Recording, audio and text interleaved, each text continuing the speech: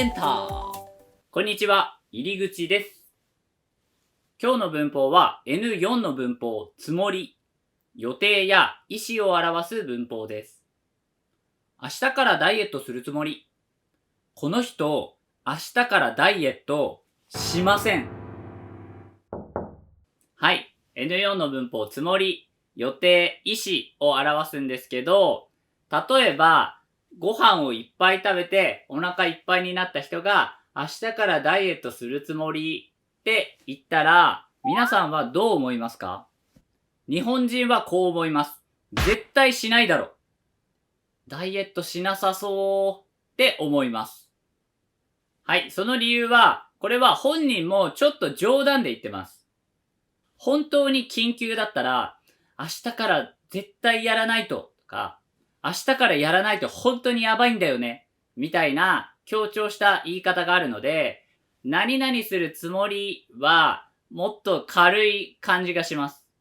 なので、明日から何々するつもりって言ってる人に対しては、こちらも、この人は本当に強い意志じゃなくて、軽く冗談のように言ってるんだなって思えばいいです。例えば、行くつもりですは、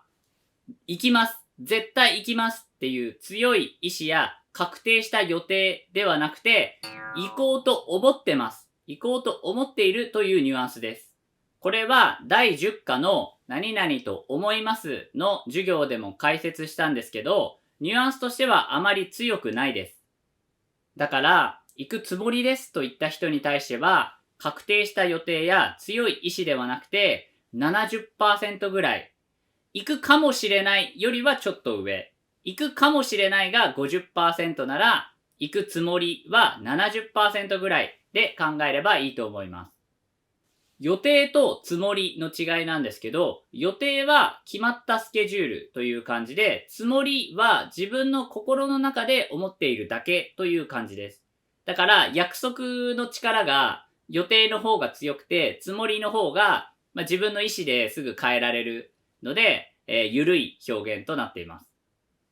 例えば、来年の4月から日本語学校に通うことが決まっている人は、来年の4月から日本語学校に通う予定ですって言います。それに対して、来年から日本語勉強するつもりなんだって言ってる人は、その人の心の中でそう思ってるだけで、本当に日本語学校を予約したりとか、具体的な予定が決まってないというイメージです。だから、明日からダイエットするつもりは、具体的な、1日何カロリー以内に抑えるとか、毎日どれくらい運動するとか、そういう予定が決まっていないので、つもりって言ってる人は、ちょっと冗談で言ってる感じがします。なので、聞いてる方も信じません。本当に予定があるときは、行く予定ですのように予定と言ってください。相手に信じてもらえません。日常会話だと、本当に行くときは行く予定だよって言うし、行くか迷ってるときは、行こうか迷ってるんだよねとか、行けるか微妙なんだよねみたいな他の言い方があります。だからこのつもりもそんなに日常会話では使いません。ただ、よく使うのは過去の話をするときです。ちゃんと謝ったつもりだったけど、まだ怒ってた。みたいに、過去の時にはよく出てきます。これは、つもりが自分がそう思っているという主観的な表現だからです。客観的な事実、相手に謝った気持ちが伝わっていないというのと、自分の主観的なちゃんと謝ったっていう気持ちのズレを表すのに、つもりがぴったりなんです。だから、つもりはよく過去のこと、しかも後悔したりとか、相手とのズレを表すときによく使います。ちゃんと勉強したつもりだったんだけど、って言ったら、自分の中ではちゃんと予定を立てて勉強した。だけど、実際のテストは難しくて全然テストができなかったっていう、後悔のようなズレを表しています。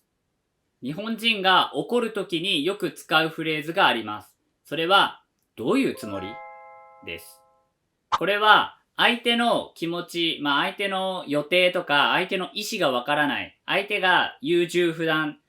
中途半端ではっきりしない時とかに、どういうつもり？本当にその予定で大丈夫なの？本当にそれをやる意思があるのって聞きたいときに、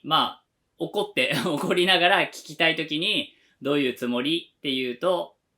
ぴったりな表現です。ただ、やっぱり怒ってる時の強い言葉なので、使うときは注意してください。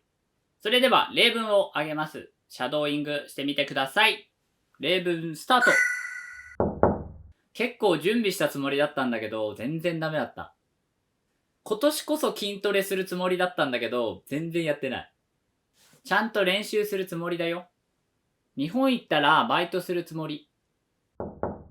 はい、ということで、つもりは主観的で、なんとなくこうしようっていう予定とか、軽い意志を表す表現なので、決まった予定や強い意志には使えません。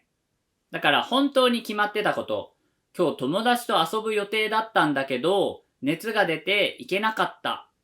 っていう時にはつもりは使えません。